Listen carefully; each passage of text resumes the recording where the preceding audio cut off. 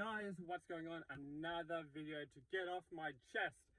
Today's topic is why being wrong is great for your ego and for other people around you to improve your relationships, your confidence, and being able to handle yourself better. So being wrong is great. So for starters, I'm someone that challenges my own beliefs quite regularly. Like, if I believe in something, I'm like, well, what's the chances I'm wrong? Because at the end of the day, how do you know that you're right? Like, you get the amount of information that you get in front of you, and then you sit on it, you compartmentalize all the information, you digest it, you incubate it, and then you come to a logical conclusion based off your experience and how you've been exposed to different things throughout your life.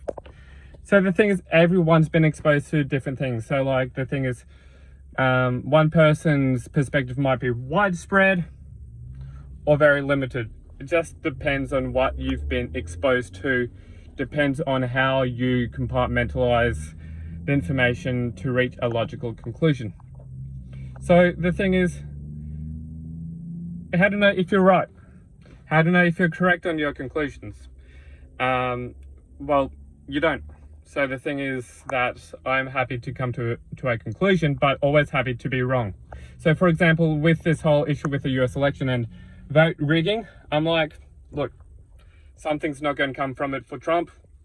But, you know, I'm happy to be proven wrong. So I believe that when you talk about conspiracy theories, that they are partially correct, because how did they come about?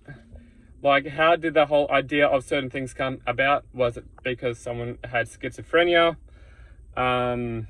someone with a different psychological pitfall to another person that has a unique upbringing where they came to a conclusion based on their whole life and how they went about their life, and the teachers on teaching this person certain things throughout their life, the role models, where like the way of thinking gets fixed on one avenue. So the thing is, could it be someone with a very unique lifestyle? Could it be someone that is mentally unwell? But how do you know that you're wrong? Like, based off all the information you get, how do you know that you're right? How do you know that you're wrong?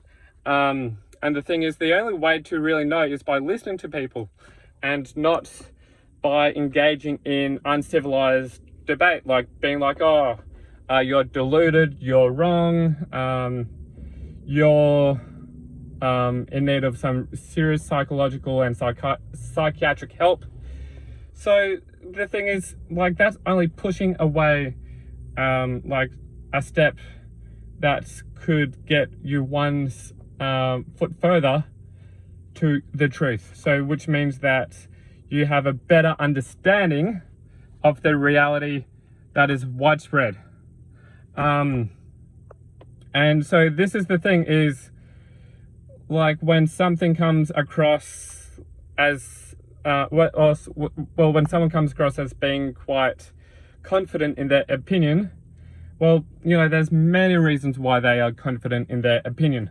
That is because they went through their whole life in learning the same things and then seeing it work. By trying and testing these theories, this way of thinking on different people or in different situations. So it gives them a lot of reassurance. Or, you know, there's the mental health capacity. There's a lot of different things. So then when this person breaks out of that routine, they get lost. They're like, for fuck's sake. Like, this is so much harder than it should be. Because the thing is, the whole understanding of the way of thinking has not been tested widespread. So the thing is like, what might work in Australia won't work in the USA. What might work in England won't work in Australia. In terms of the way of life, the way of going about your day, the way of thinking, the culture, everything. So this is the thing. So picking and choosing the similarities between each culture, for example, and seeing how you can best fit in easily by joining the dots in terms of what is most common. And then this will be able to provide a better understanding of what's different, what's more comfortable, what's not comfortable in someone's routine, someone's way of thinking, what's like common, what's not common, and that way, in terms of adjusting, it is easier to make that adjustment, because when you think about it, the adjustments made by people in terms of trying to figure out whether they're wrong, like it's very hard to be wrong and adjust to being wrong, because your ego is so built up in that, oh, I've been thinking this way my whole life, and that I hate being wrong because I feel bad, I feel shitty, and this person made me feel shitty, so fuck you. Yeah, so this is the reality, that when someone feels shitty because they hear the truth, or because this person giving them the truth from a opinion built on a widespread way of thinking, a widespread view of life, like it's very hard to properly understand that for some people. So the thing is, there's a whole process of going through positive and negative thinking to see, well, actually, am I wrong or am I right? Like, in terms of, like, do I know enough context to be able to get to the truth? Do I know enough context that properly represents the reality of the context I'm talking about? So like, do I have enough information? And the thing is, there's a lot of plausible things out there to small or big degrees, but we just don't know until that we've had a proper, unbiased amount of information given to us, so we can compartmentalize, digest, and incubate everything to come to a logical end result, or a conclusion, whichever way you want to phrase it. Anyway, this is something that's quite detailed, but should help you guys get a bit more perspective on a different way of thinking, and whether you're right or wrong, and how to go about figuring out whether you are right or wrong about something, to give you a bit of reassurance that if you're feeling down because someone's made you feel like shit, maybe is it because you don't know how to handle a different opposing view that might include a wider array of informative information that properly represents the things you are struggling with, that maybe you're too used to being stuck inside your comfort zone, or like, is what this person's saying like totally on the opposite spectrum of a very informed opinion, and that they do not properly get the full context of what you're going through, or like why things are good, why things are bad, and etc. So guys, I hope you like this video. Hope it gave you a bit more perspective on a wide array of thinking. Like for me, going on about the US election, I think that, you know, I give anyone the time of day, whether it's my worst enemy or not, in order to prove me wrong. Because I am happy to be proven wrong, because like the only thing that I've got for me is the ability to hold my head up high and be proud of who I am, and go about my day in the least divisive and antagonistic way as possible. So what do I mean? That I'm not going out of my way to offend people, as I try and stick to a widespread view and count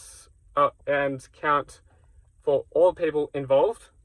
And that way I get to a conclusion that means that it's only those people that are in a small group that if there's going to be a problem, then it's those people that haven't sorted themselves out personally.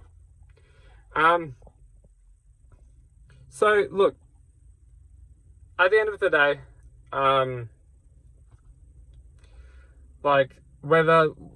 again, going back to the US election, that whether you believe there's voter fraud or not, the important thing is that I think it's important to listen to each other,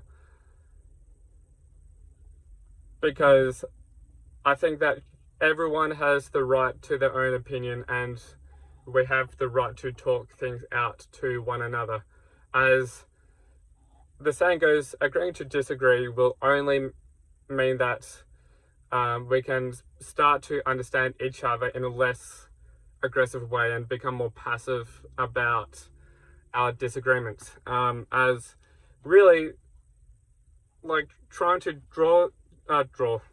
dive a wedge in between people and saying like how people are deluded and all that won't help society come together and remove that wedge. Because, you know, the one thing that I don't believe, because it needs a lot of context, is like the Trump supporters, there's 70 million of them. That 70 million people are racist. But, you know, like, for example,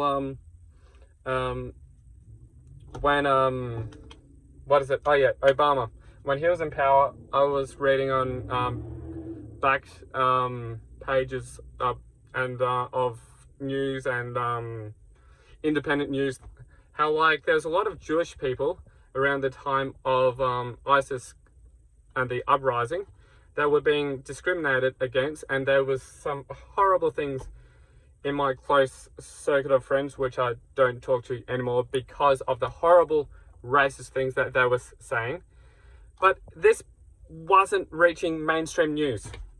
And yet, you know, Trump is supposedly everything under the sun, except the thing is, when you look at an opposite opinion, and this is how I look at things, an opposite opinion, so you get fair and reasonable information to make a logical conclusion, that there was just equally bad things said about Jews. And I'm Jewish. I'm a proud Jew. I love my Jewish faith.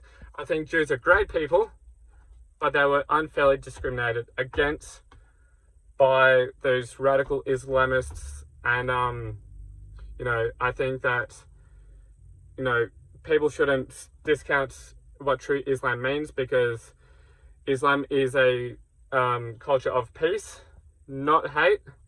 And I think people need to listen to each other and learn how to work with each other much better.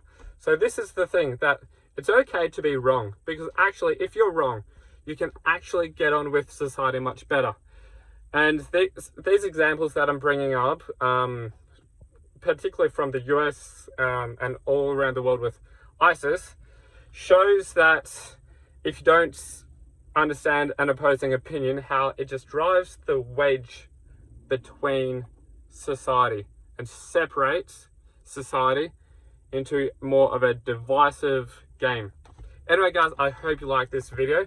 I will see you in the next one, and I cannot wait to keep talking to you guys more.